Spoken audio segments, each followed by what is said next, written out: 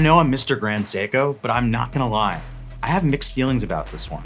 But arguably, this is why the new Grand Seiko SLGC009 Tokyo Line Tentagraph was one of the most interesting Grand Seiko launches at Watches and Wonders. My mixed feelings largely surround one element of the design, and it is very subjective. But as we dig into this SLGC009, I think you might find there are far more interesting and promising elements of this watch that can make it an attractive proposition than subjective negatives. All of this depending on your parameters for watch sizing, taste and aesthetics, and of course, your budget. Likely the first possible criticism would be that the case is too big.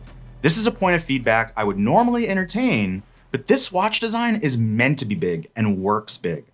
There is nothing dainty about a Lion, and let's clarify what is actually big here. It's a 43mm case, which is 0.2mm less than the more standard Tentagraph. It is 15.6mm thick, which is 0.3mm thicker than the standard Tentagraph, but it is 50mm lug to lug, which is 1.5mm shorter than the standard Tentagraph. Now, a 43mm diameter with a 50mm lug to lug measurement is actually quite wearable for most wrists.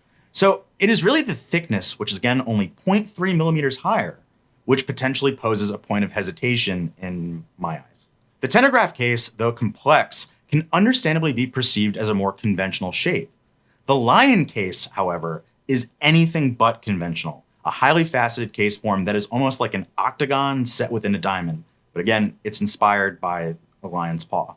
There are so many facets that need to be perfectly Zaratsu finished to the Grand Seiko standard, and I suspect that Grand Seiko's case finishers, despite being up to the task, broke in a sweat when they first learned this case design was entering production. This Tokyo Line Tentagraph case is in Grand Seiko's newer Brilliant Hard Titanium alloy, which is a brighter, more radiant titanium in hue than high-intensity titanium that better emphasizes the hairline brush surfaces, and it is 200 meters water resistant, twice the depth rating of the standard Tentagraph. And just look at the detailing on the pushers flanking the screw-down crown. Very nice.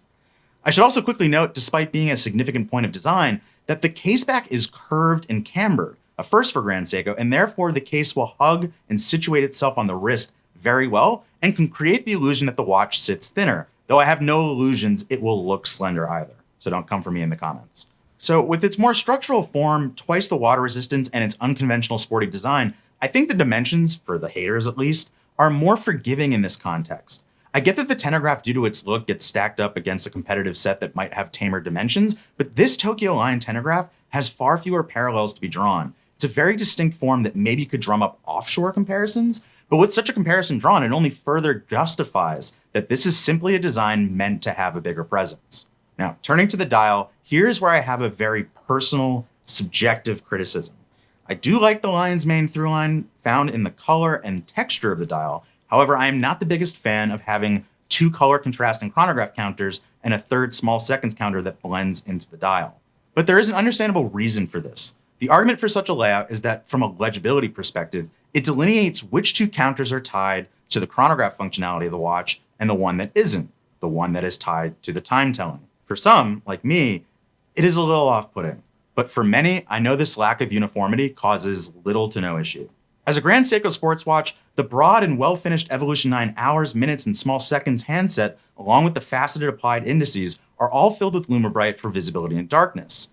At 430, yes, 430, you have a non-dial blending date complication nestled between the 2 hour indexes. Perhaps the most subtle, but also most significant development introduced with the Tokyo Line Tentagraph is its new and first ever arguably integrated but definitely fitted rubber strap made specifically for this watch.